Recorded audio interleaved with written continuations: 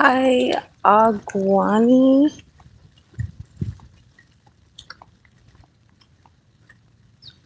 Hey, what are you doing? I am out for a walk for the first time since I had my baby. I just had a new baby on Sunday, and before I got pregnant, I used to go on a walk after I eat. So I just broke my fast. I had 4 eggs overnight because you want the yellow part runny because all of the egg is good, but you really need that the yellow part, and you need it runny. And I had bacon. I just started eating bacon last year when I started doing the carnivore diet after I started doing the keto. I was doing I was on my weight loss journey. Hi, Ben. I'm just calling you Banana. So I was on a weight loss journey last year. My goal was 135 pounds. I started out at how you doing? I started out at 170, I think. I think I was like 170 something last year when I started my weight loss journey. And I had just switched to a new Amazon. Oh, thank you. Thank you. Thank you. I had just switched to a new Amazon, and it was a Excel warehouse, and it was really hard. And I was using Amazon as like my gym that I get paid to go to. So I was like, well, I gotta be here. I gotta lift this heavy stuff, and I gotta do it really fast. So I might as well make the most of it. And I lost, I think, I gotta go back and look at the episode, but I lost probably 20 pounds in like 1 week or something, doing a mixture of healthy keto, which there's keto and then there's healthy keto. So a mixture of healthy keto and intermittent fasting. And so now I'm back at it again, but I'm doing like a couple of different things because I know one cookie cutter thing don't work for everybody, but I know what works for me. And so I guess I'm kind of doing a mixture of healthy keto, carnivore, and intermittent fasting. When I found out I was pregnant during my weight loss journey, I was 147 pounds. So I had lost a good little weight before I found out I was pregnant. And then when I found out I was pregnant, because so this is my sixth baby I just had. On all the other ones, hi, how you doing? Have a good day.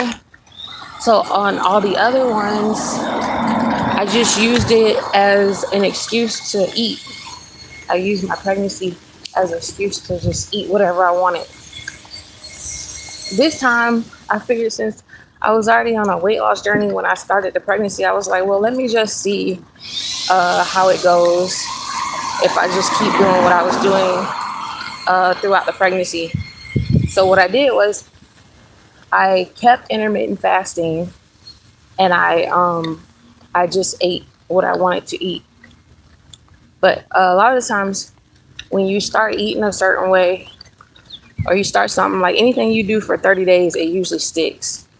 So if you eat a certain way and then you try to like eat something else or something, your body will probably reject it. So during the pregnancy, I didn't really stop eating healthy, but I didn't stick to the healthy keto and the carnivore. But I still kept the intermittent fasting. And then if you're trying to lose weight, You can just do intermittent fasting and you'll see results, because the body needs that time to rest and heal. And that's why a lot of people can't lose weight. They don't stop eating and the body doesn't get a chance to digest. And if your body is digesting while you're trying to sleep or while you're trying to rest, then it's not getting any rest because it's still working. And then if the body isn't getting any rest or time to sleep, it doesn't have time to repair. So it's not repairing itself, it's in stress and it's overworking. And then, we do need a certain amount of stress, but it's good stress, like working out, stuff like that. Not the body constantly trying to digest food. And then on top of that, foods that we probably shouldn't be eating. And then, so you got the body is not entering repair mode. And also with intermittent fasting, what people don't know is, oh, hi, the Felting Alchemist. Nice. I like that name. I like to think of myself as an alchemist. But the body is not entering in repair mode when you sleep, then nothing's getting done. And so a lot of people are eating, they're snacking throughout the day, and the body doesn't have time to rest. It's trying to digest stuff, and then it's trying to digest bad stuff. Then people add like alcohol to the mix. No bueno. The other bad side to the body not getting rest or entering repair mode is that if you're taking supplements, you're doing it for nothing. It's all going down the toilet. It's just expensive pee, because the body can't utilize the supplements if it's not in repair mode. So you want to do intermittent fasting if you're trying to lose weight or see results. Even if you're not trying to lose weight, if you're trying to tone your body, you want to do some intermittent fasting. So right now, I'm back on my weight loss journey. Yesterday, I weighed in at 166. So the last weigh-in I did before I had the baby, I was 180. That was my last weigh-in before having the baby. And I had the baby on Sunday. I went to the hospital on Saturday. I had the baby on Sunday. That's not typical of me. And it was extremely hard. I didn't think it was going to be hard because this is the 6th time that I've done it. So I went in there and I was like, yeah, we're going to have a baby. And no, that's not how it went. I had to push and push and push. And I was pushing for what seemed like the longest time. And I don't even remember how many times I pushed. I have never had to push that many times to have a baby. And I just couldn't, I'm not a person that gives up, but it got to a point where I almost gave up. And I'm glad I wasn't by myself this time. Because a lot of times I don't want anybody with me. Like I had people in the emergency room or the delivery room when I had my first son, and they got on my nerves. And I was just like, oh my God. And I was in all this pain. And the people was in there getting on my nerves. And so a couple of my babies, when I went to go have them, I just went by myself. The last 2 times that I went by myself, I wasn't treated very well. So, and I have a friend, my best friend died in the hospital having her 5th baby. Same hospital I went to just now to have my baby. And that's where I had my last 3 babies. But she was there by herself. think they talked her into a C-section. And I think if I had went there this time by myself, and it was so hard, I think they would have been able to talk me into a C-section. And I don't know if I would have died or something, but I don't want to die yet. I don't want to die at all, but I definitely don't want to die having a baby during a C-section. So I'm glad I had somebody with me and they kept pushing me because I was ready to give up. That was really hard. Just pushing and pushing. And I felt like nothing wasn't happening. And they were like, "You're doing good. Just keep pushing." But I was so tired. And I hadn't ate for hours because I got there on Saturday. And I thought I was going to have a baby on Saturday. And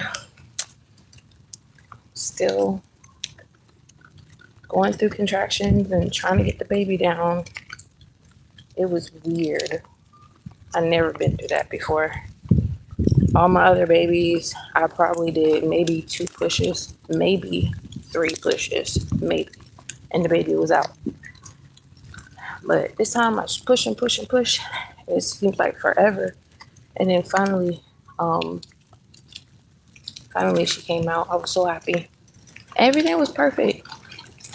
They didn't have to take her to the NICU or anything. Everything was good. But now I did all of that. The other thing that was different was that during my other ones, I didn't have so much pain afterwards. I was in so much pain.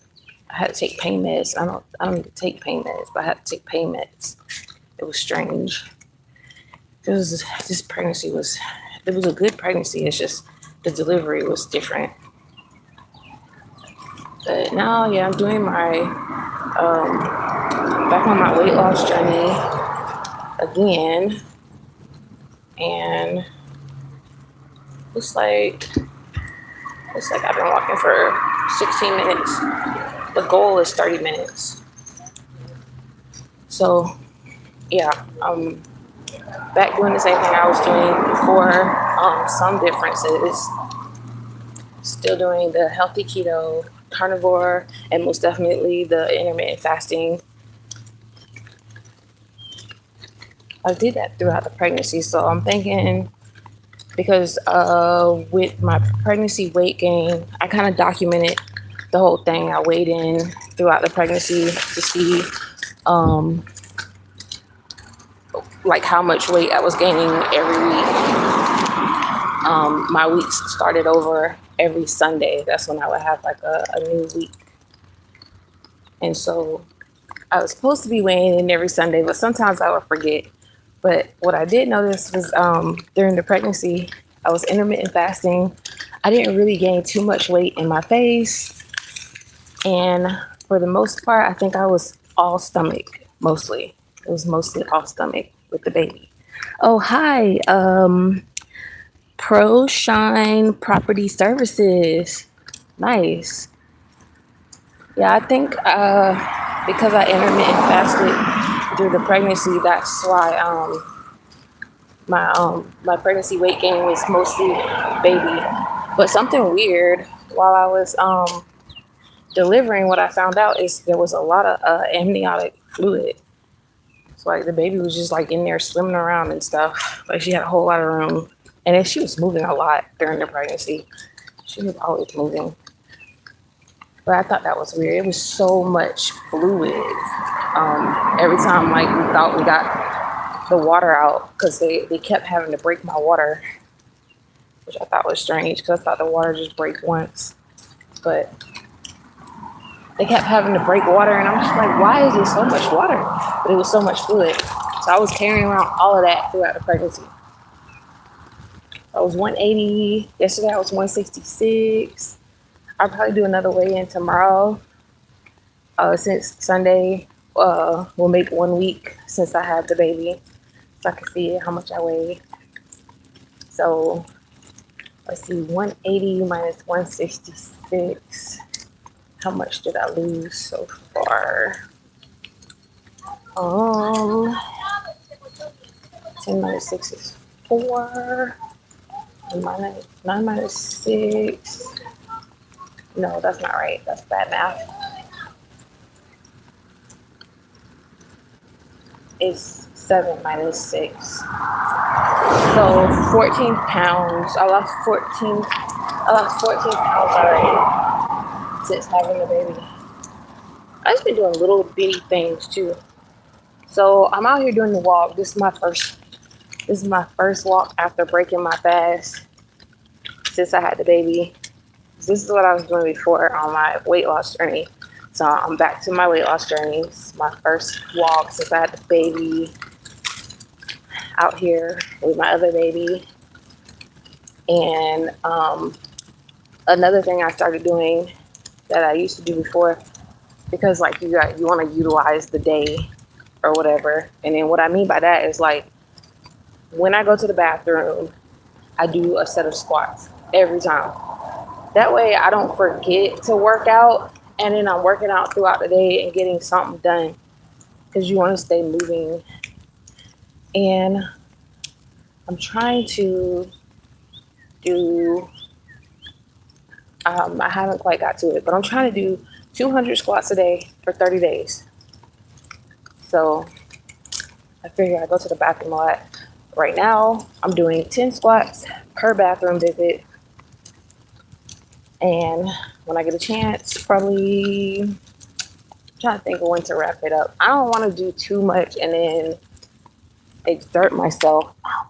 Ugh, an ant got me. That's the worst. Oh, ant bites. I don't even know how the ant got me if I'm walking. Like, how did it even get on me? Anyways, so 10 squats every time I go to the bathroom, and then I'm gonna ramp it up to like 25 squats every time I go to the bathroom. Definitely, if you're doing 25 squats every time you go to the bathroom, you're getting in 200 squats per day. Because that's what, 8 trips to the bathroom? I would like to think that if people are drinking enough to hydrate themselves, and it don't just have to be water, because you don't just get hydration through water. And the best hydration is if you incorporate fruits like cucumber and watermelon. Those have the most water in them. But if you're getting all the hydration that you're supposed to be getting throughout the day, I would think that you would do at least 8 trips to the bathroom in one day. Yeah.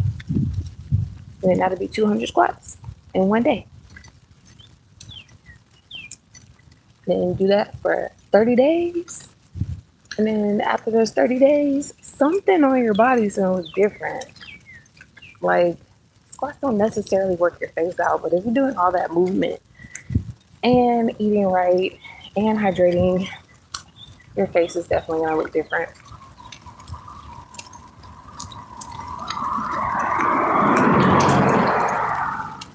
Anyways, so the squats. I'm doing the walking, and then at night, I'm trying to get the stomach down. I'm doing something called, I guess it's a dead bug crawler or something, some new move or something. I don't know if it's new, but I just found out about it.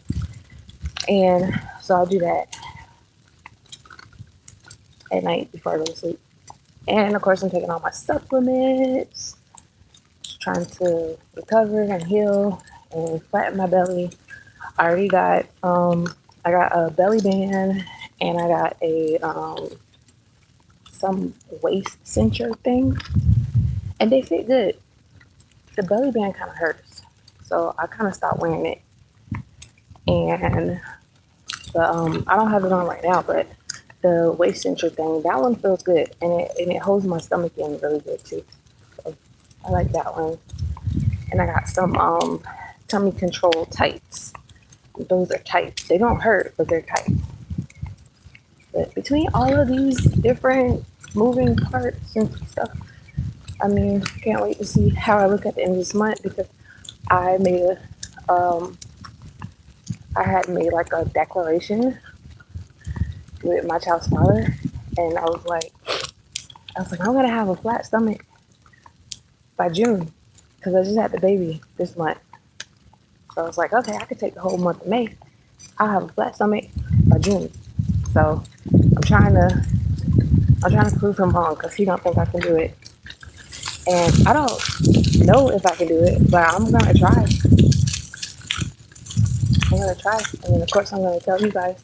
That way, if I do it, y'all can do it too. And I'm not doing it like in a hard way. It's not hard. All these things are like manageable. It's doable. Walking after you eat. Hi.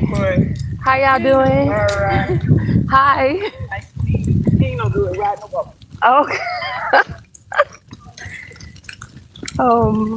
So yeah, so this all of it is easy stuff. It's and it's not even a certain pace or whatever. Just long as you move after you eat. And I like to do a 30-minute walk after I eat. We've been on this live for almost 25 minutes, which means if I do 5 more minutes, that'll be 30 minutes. But I actually started my walk. Let me see. Oh, I did 30 minutes already. So I'm going to end the live because when I reach the house, which is soon, I'm going to take it in because I did 30 minutes. I walked for 30 minutes. I did good. And then when I eat again, I'll walk for 30 minutes again. Laters.